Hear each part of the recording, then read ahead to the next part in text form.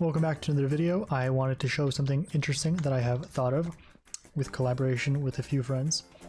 If you don't know, I hold the record for the biggest manual melon farm made in survival Minecraft, and I kind of have been thinking about automatic melon farms, and I have come up with a few designs. I believe there are 6 here, and I am here to explain them.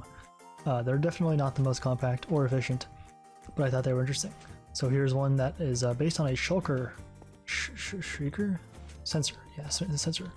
So there's a fish inside there, and he goes swim, and whenever he makes a noise, it'll update the piston, causing the melon to break. If I just place that there, as you can see, it breaks. Melons can't be moved by pistons. So that's farm design number 1. Probably pretty modular. Give it like a 7 out of 10. Next one is a daylight detector. So this one, as you might be able to guess, detects daylight or night light and will activate accordingly. So I guess it is automatic technically every 10 minutes or so. 10, 20, one of those two. It's not very fast. So if you place one there, you can see you gotta wait until the next time shift, or you press it and it'll happen by itself. Not very fast, so give it like a 4 out of 5 on that one. And then like for modules, it's pretty modular. It's 3 by 3, I guess you could say. So for that one, I give it a 9 out of 10. Next one is this one. A very interesting design. It kind of looks like this one, but slightly different. Couldn't tell. Costs a lot more materials. So this one is based on lightning. So if we summon a lightning bolt to this location, you can see it will activate. It will activate, causing a redstone signal to be emitted from that lightning rod, and as a result cause the piston to move. So one downside to this is that it burns all the melons. So if we just check again and then lightning bolt this, you can see the melons do get incinerated. So for that, I give it like a 6 out of 10. But for modules, it is pretty good, pretty tileable. Like I said earlier, it's a 3 by 3 with the water being underneath there. So it's very modular. 9 out of 10 for that. Not very fast either. I gotta wait for lightning to strike this specific spot or any nearby areas. I think it might be better if you do this, but that also makes it not as modular. So build at your own risk. Next one is kind of a little weird. It requires a bit of redstone knowledge, like how to use levers and all that fun jazz and redstone dust. It's pretty complicated. So if you press this, a clock will happen and it will cause the farm to start. So if you, as you can see, if the melon grows, very small chance of it growing onto the dirt, it'll break it pretty quickly. So for speed factor, I will say this is a 10 out of 10. Modular, it's kind of big. Looks like it's 7 by 8 by 2 by 2. So it's pretty big. I wouldn't recommend building this if you wanted a lot of melons. But yeah, it's pretty nice, pretty fast as well, as you can see here.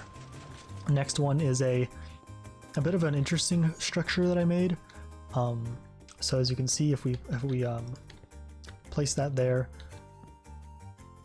it doesn't work. I'm done for. Hold on, let me fix this real quick in live fix. Yeah, I'm not sure why, but sometimes it doesn't update. But we're gonna simulate. No, I don't know why it does that. So we're gonna pretend like that updated. Yeah. So if that happens, some stuff happens, some other stuff happens. I built this design and I already forgot how it works. But yeah, pretty much some magic happens and then the melon block breaks. It does take a little bit of time for it to get through the system. So I'm gonna say that's like a 3 out of 10 for speed. It doesn't look very complicated to build. Pretty simple on the materials. Give it like a 9 out of 10 for simplicity. Modular, you could probably build a few of these in like a few hours, like 7 maybe. It doesn't look too complicated to build. So like a 9 out of 10 for that. Yeah, so that's that one. Next one is an interesting one. So this guy, he likes to attack people that are of different colors. And we have a person here who is a different color. Look at him, he's green. And then this thing, target archery, yeah. So if he does his magic, he'll attack the creeper, and then occasionally he'll hit the target block, which will activate the melon farm.